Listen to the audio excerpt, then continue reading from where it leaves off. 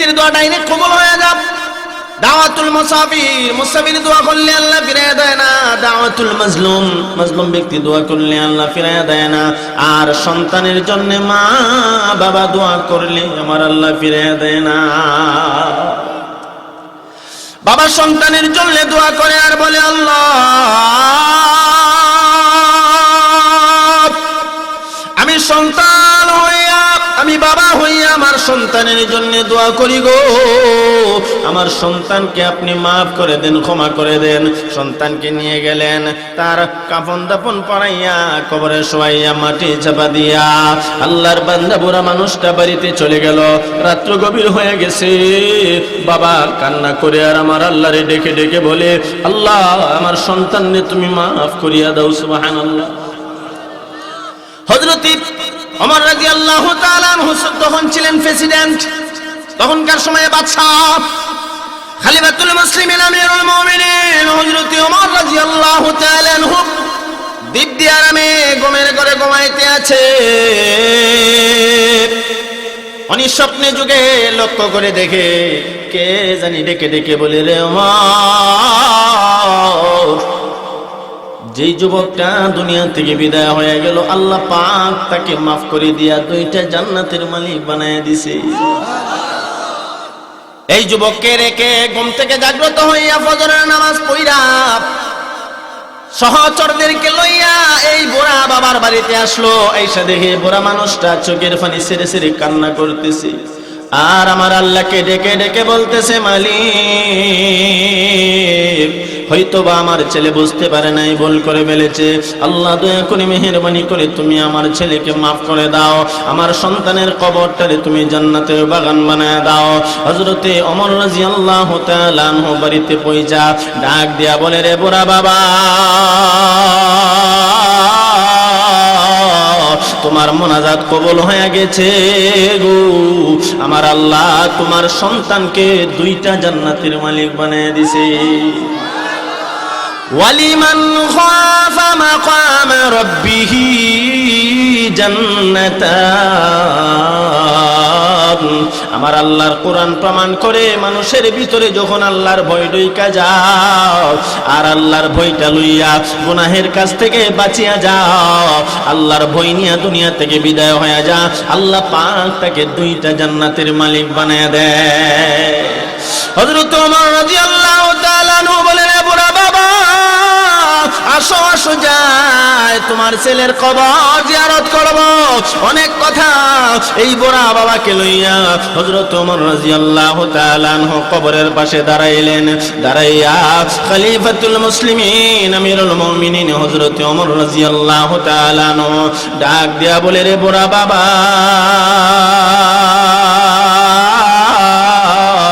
আমি আল্লাহর কসম করে বলি তোমার ছেলের কবর থেকে জান্নাতের ঘ্রাণ আমার নাকে লাগতেছে। তোমার ছেলের কবরটা জান্নাতের বাগান হয়ে গেছে, কারণ আল্লাহর রাসূল বলেছেন, আল কবর রাউযাতুম মিন রিয়াজিল জান্নাহ আও হুফরাতুম মিন হুফারিন নার। অন্ধকার ঘর কবর কারো কারো জন্য জান্নাতের বাগান হয়ে যা, আবার কারো কারো জন্য জাহান্নামের গর্ত হয়ে যা। রে বুড়া বাবা, তোমার সন্তানের কবর আল্লাহ জান্নাতের বাগান বানায়া দিছে। ওই যে তাকায় দেখো কবর থেকে জান্নাতের ঘ্রাণ আসতেছে। কেন তুমি জানো নি? তোমার ছেলে খারাপ কাজ করে নাই। আমি স্বপ্নে যোগে দেখেছি আল্লাহ পাক রব্বুল আলামিনের পক্ষ থেকে আমি স্বপ্নে দেখলাম তোমার ছেলে খারাপ কাজ করতে গেছে, খারাপ করে নাই, আল্লাহর ভয়ে সে দুনিয়া থেকে বিদায় হয়ে গেছে। এই জন্য আল্লাহ পাক খুশি হইয়া তারে 2টা জান্নাতের মালিক বানিয়ে দিছে। ঘটনা আরো লম্বা, আর বলবো না, যেটুকুন বললাম যুবক ভাই, আল্লাহর ভয় যদি অন্তরে থাকে, আল্লাহর ভয় সমস্ত গুনাহে থেকে বাঁচায়া দেয়। ঠিক কি ঠিক না? ওয়া আম্মা মান খাফা মাকামা রাব্বিহি ওয়া নাহান নাফসা আনিল হাওয়া ফাইন্নাল জান্নাতা হিয়াল মাওয়া। আল্লাহ পাক রব্বুল আলামিন বলেন, আল্লাহর ভয় যখন কারো অন্তরে ঢুকে যায়, আল্লাহর ভয় তারে সমস্ত গুনাহের কাছ থেকে বাঁচাইয়া জান্নাতের রাস্তায় পরিচালিত করে। এই জন্য আমি আপনাদেরকে বোঝানোর চেষ্টা করেছিলাম, এই দুনিয়ায় ছিলাম না রে যুবক, এই দুনিয়া থাকার জায়গা না, আমরা কেউই কিন্তু থাকতে পারবো না। আল্লাহ পাক দুনিয়াতে পাঠাইছে আপনি আমাকে পরীক্ষা করার জন্য। আপনার জিন্দেগির চলাফেরা, ওঠা বসা, সমস্ত কাজ কিন্তু লেখা হয়ে যাইতেছে। হাসরের মাঠ যেদিন কায়েম হয়ে যাবে, আপনার জিন্দেগির পুঙ্খানুপুঙ্খানু হিসাব দেওয়া লাগবে। লাগবে কি লাগবে না? তাহলে সহজে বুঝলাম, আল্লাহ পাক দুনিয়াতে পাঠাইছেন আপনি আমাকে পরীক্ষা করার জন্য। আল্লাহ পরীক্ষা করতেছেন এক নম্বরে আল্লাহর ভয় দ্বারা। আল্লাহর ভয় যদি অন্তরে ঢুকে যায়, তাহলে আল্লাহর পরীক্ষায় উত্তীর্ণ হয়ে যাবেন। সুবহানাল্লাহ। আল্লাহর ভয় থাকলে মাফে কাউকে কম দিবেনি। আল্লাহর ভয় আছে, আমি কম দিতে পারি না। আনার সময় আমি মাইপা বেশি আনতে পারি না। আল্লাহর ভয়, আমি কেন আরেকজনেরটা বেশি আনবো? আল্লাহর ভয় যদি অন্তরে থাকে, কোনো গুনাহের কাজ করতে পারে না। এজন্য আজকে থেকে নিয়ত বানাইলাম, আল্লাহর ভয় অন্তরে ঢুকাবো। পারবো তো ইনশাআল্লাহ? যেই কাজ করব দেখব এই কাজের ভিতরে আমি যে মরব, কবরে যাব, আমি কি জবাব দেব। আজকে থেকে নিয়ত বানাইলাম আর খারাপ কাজ করব না। এ ভাই, আমি বলছিলাম যে হুজুর খারাপ কাজ থেকে তো বাঁচতে পারি না, আল্লাহর বই তো ঢুকানোর চেষ্টা করি, কিন্তু ভিতরে তো আল্লাহর বই ঢুকে না। নামাজের সময় মুয়াজ্জিন সাহেব আযান দেয়, আমি তো মসজিদে যেতে মনে চাই না। আসেনি না নাই? আল্লাহর বই তো ঢুকানোর চেষ্টা করি, কিন্তু ভয় ঢুকে না। আপনার করণীয় হলো, আপনি যদি আল্লাহর ভয় অন্তরে ঢুকাইতে চান, বুজুর্গানে দিন আল্লাহওয়ালার সোহবতে যান। একজন বড় আল্লাহর ওলির সোহবতে যান। আপনার ইমাম সাহেব হুজুর আছে, মাদ্রাসার হুজুর আছে, জামিয়া মাদানিয়ার বড় হুজুর আছে। জান হুজুর, আমার তো আযান শোনার পরে মসজিদে যাইতে মনে চায় না, আমার তো নামাজ পড়তে মনে চায় না, আল্লাহর ভয় অন্তরে ঢুকে না। হুজুর আপনাকে কিছু সবক দিয়া দিবে আর বলবে, কিছু জিকির দিয়া দিলাম, সকাল বিকাল তুমি এগুলি পড়বা। দেখবেন আপনার ভিতরে যে গুনার ময়লা জমাট বেঁধে ছিল, এই গুনার ময়লাগুলি পরিষ্কার হয়ে যাবে। আল্লাহর ভয় অন্তরে জায়গা পেয়ে যাবে। গুনার ময়লা এমন ভাবে অন্তরের ভিতরে জমাট বেঁধে আছে, আল্লাহর ভয় অন্তরে ঢুকে না, নামাজে যাইতে মনে চায় না, ওয়াজ মাহফিলে যাইতে মনে চায় না, গান শুনতে বড় মন চায়। এমন আসেনি না নাই?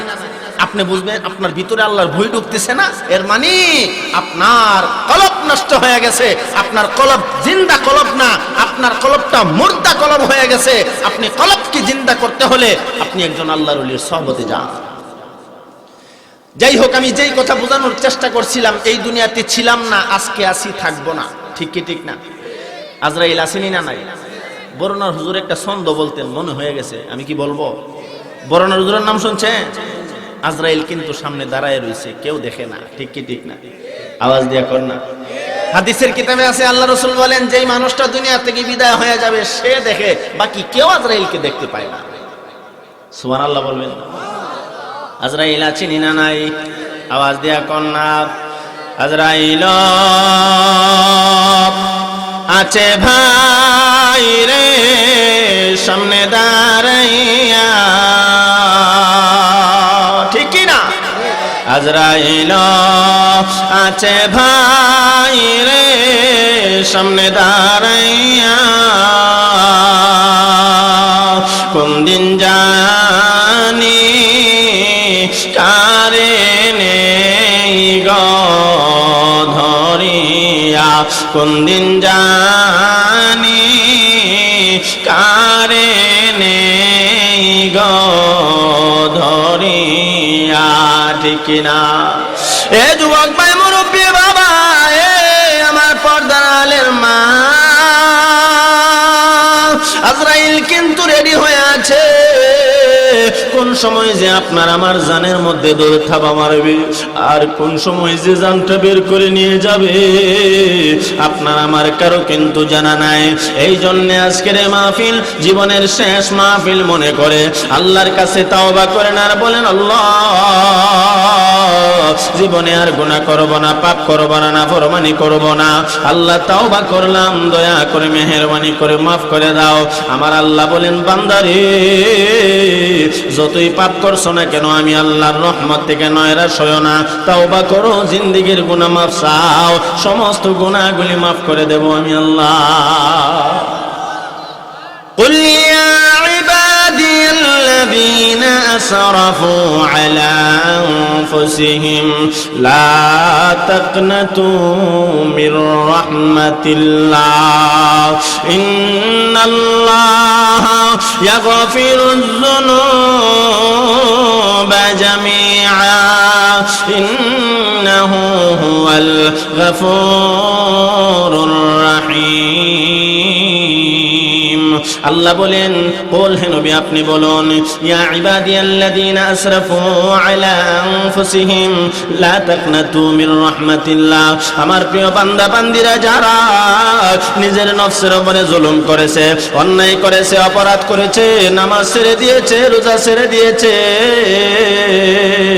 লা তাকনাতু মির রাহমাতিল্লাহ, এরা যেন আমি আল্লাহর রহমত থেকে নয়রাশ না হয়। কেননা আল্লাহ বলেন, ইন্নাল্লাহা ইয়াগফিরুয যুনুবা জামিআ ইন্নাহু হুয়াল গফুরুর রহিম।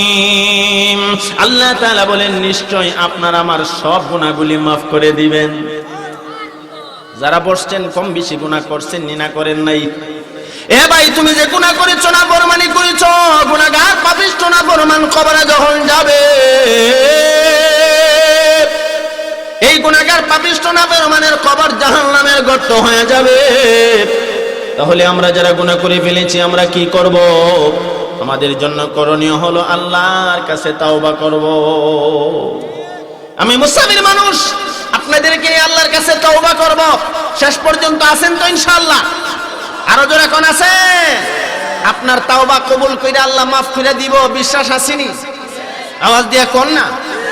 আল্লাহর এক বান্দা 50 থেকে 60 বছর বয়স, হঠাৎ করে রাত্র গভীরে আল্লাহর দরবারে কান্না শুরু করে দিছে। সুবহানাল্লাহ কোন না। কান্না করে আর বলে, আল্লাহ 50-60 বছর হয়ে গেল, ভালো কোনো আমল করলাম না। আল্লাহ কবরে গেলে কি ভাবে থাকবো, হাসরের মাঠে কি জবাব দেব? সুবহানাল্লাহ কোন না। এমন অনেকে রাত্র গভীরে কান্নাকাটি করে না, পাপের কথা স্মরণ হয়ে যায়, আয় হায় রে জীবনে কি করলাম, মরলে আমি কি জবাবটা দেব, আমার অবস্থাটা কি হবে? আল্লাহর দরবারে কান্না শুরু করে কি করে না? আওয়াজ দিয়া কোন না। আল্লাহর বান্দায় বড় মানুষটা চোখের পানি ছেড়ে জার জার করে কান্না শুরু করে দিছে। কান্না করে আর বলে, আল্লাহ জীবনে কোনো ভালো আমল করি নাই, পাপ করেছি, নাফরমানি করেছি। আল্লাহ গো, আমি দুনিয়া থেকে বিদায় হয়ে গেলে কবরে আমার অবস্থা না জানি কেমন হয়, হাসরের মাঠে আমি কি জবাব দেব? আল্লাহ দয়া করে মেহেরবানি করে আমারে মাফ করে দাও।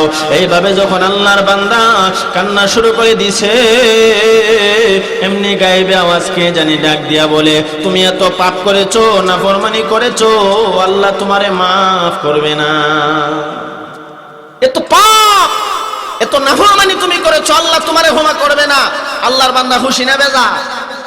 হ্যাঁ, আল্লাহর বান্দা এই বুড়া মানুষটা চোখের পানি ছেড়ে জার জার করে কান্না শুরু করে দিয়েছে। হে মালিক,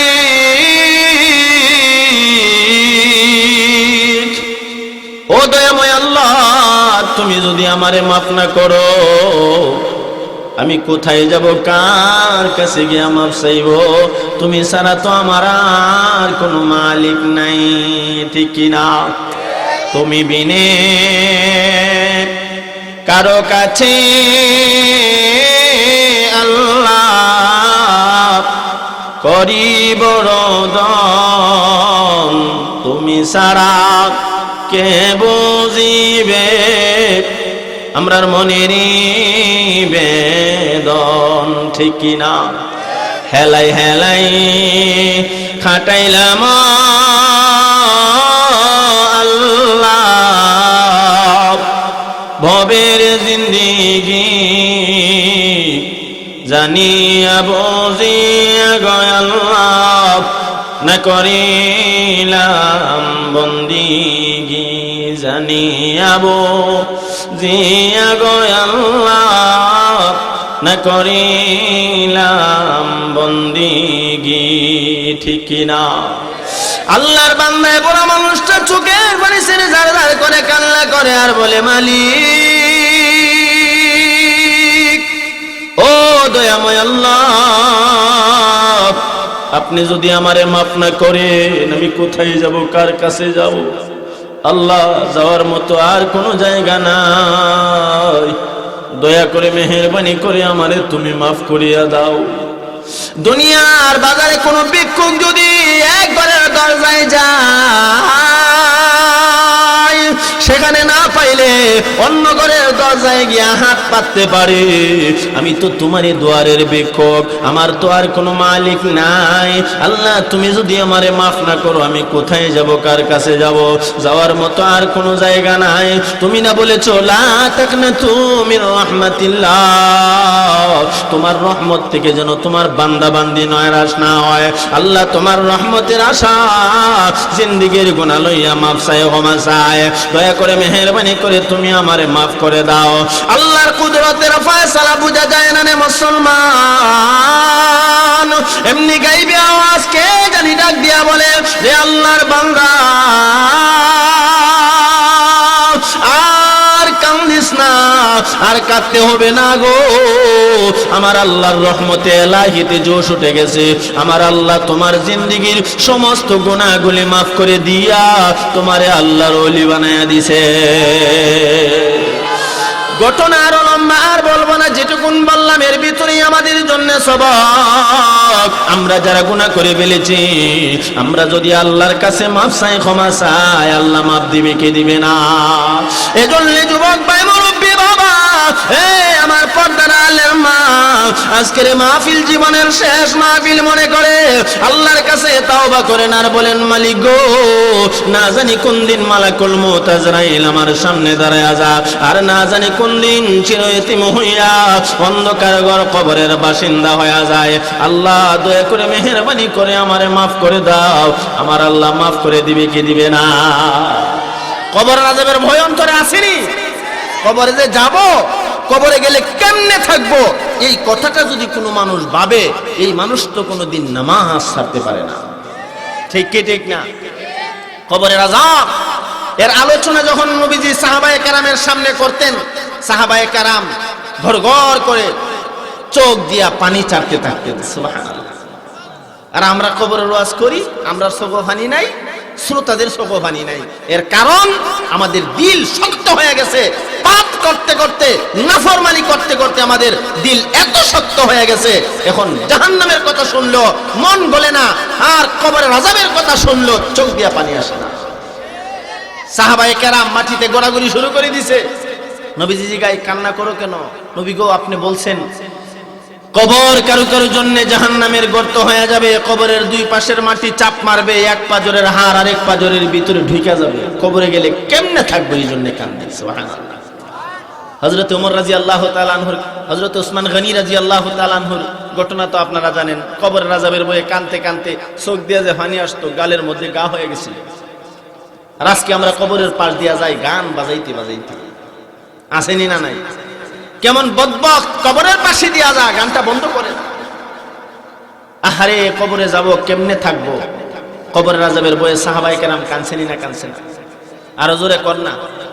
উম্মুল মুমিনিন খাদিজাতুল কুবরা রাদিয়াল্লাহু তাআলা আনহা, নাম শুনছেন আপনারা? যাকে আল্লাহ দুনিয়াতে জান্নাতের সার্টিফিকেট দান করেছিলেন।